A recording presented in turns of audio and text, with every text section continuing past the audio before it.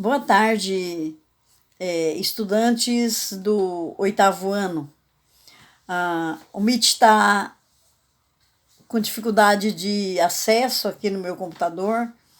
Eu não abro o e-mail institucional no celular.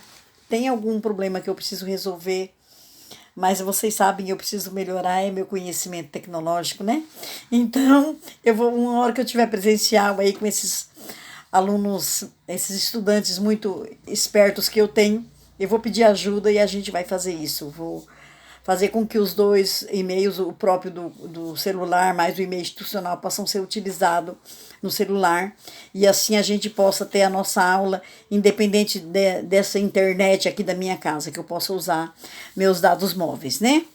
Então, como eu não posso fazer isso agora, eu vou fazer esse pequeno vídeo explicando para vocês um pouco, para a gente, o contexto, para a gente entender esse texto aqui das páginas 144, 145 do nosso livro, que é o início da nossa quarta unidade, que vai falar da Europa no século XIX.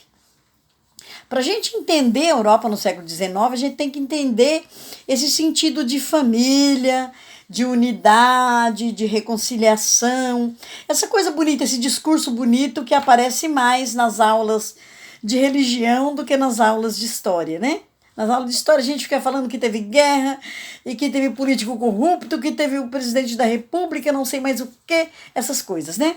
Lá na religião a gente vai falar família, união, ética, e o século XIX ele está marcado por esse sentido da vivência da união nas famílias.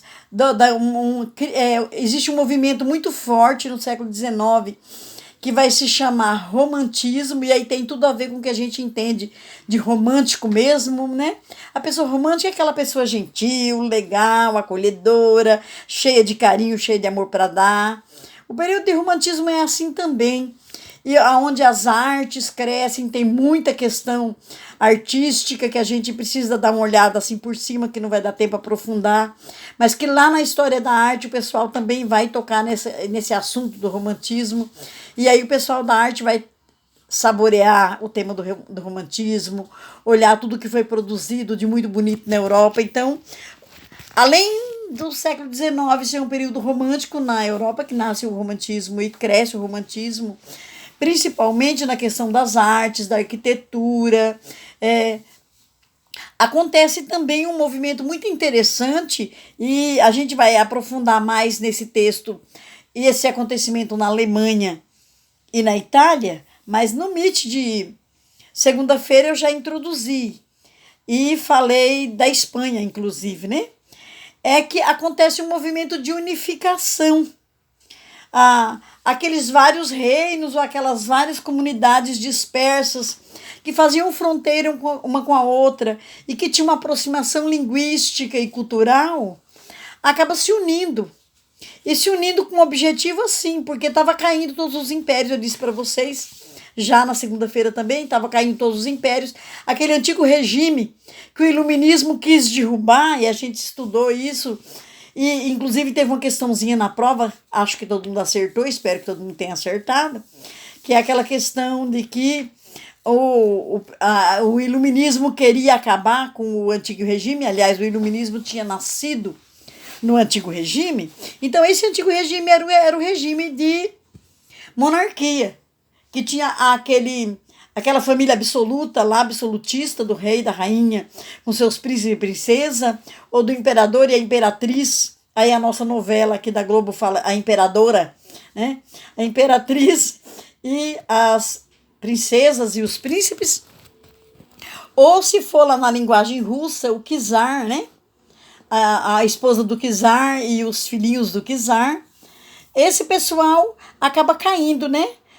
A maioria dos países desiste dessa ideia de rei, de imperador, descobre que isso tem um custo econômico pesado e que isso não é o único modelo de política que pode existir. Os iluministas já disseram que a gente pode ser democrático, que existe a democracia grega.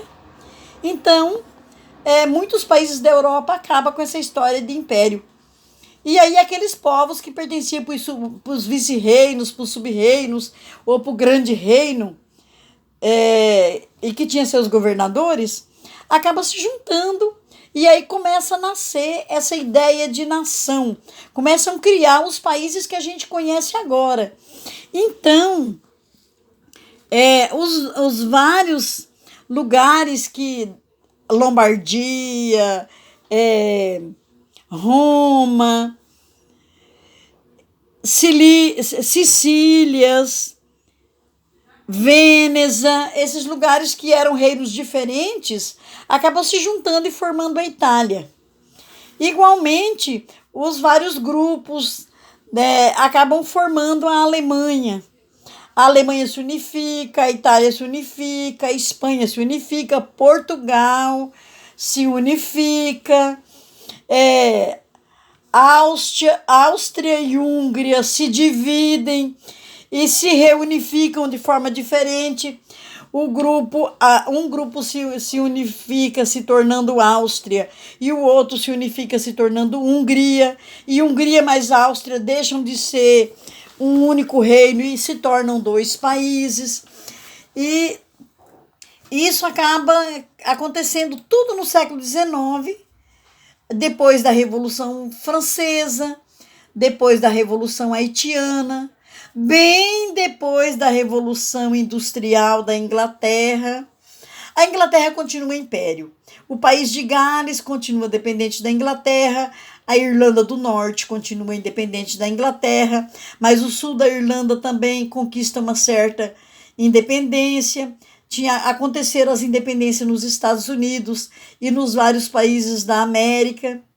No século XIX, bem no finalzinho do século XIX, aqui no Brasil também a gente consegue acabar com o império e criar a república. E aí os republicanos também se unem. E aí é uma coisa interessante que eu vou falar para fechar esse vídeo, senão o vídeo fica muito grande.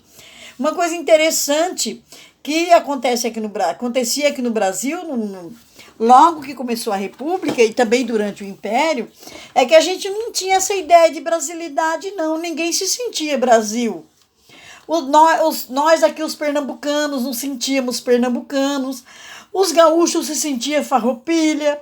O sul de Santa Catarina, lá fronteira com o Rio Grande do Sul, oeste de Santa Catarina, fronteira com o Rio Grande do Sul, também se sentia farroupilha. Os paulistas se sentiam paulistas, os cariocas se sentiam cariocas, e tinha gente que pensava que o São Paulo era o país, e tinha gente que já pensava que era o Rio de Janeiro, que era o país, porque lá no Rio de Janeiro é que tinha morado os imperadores.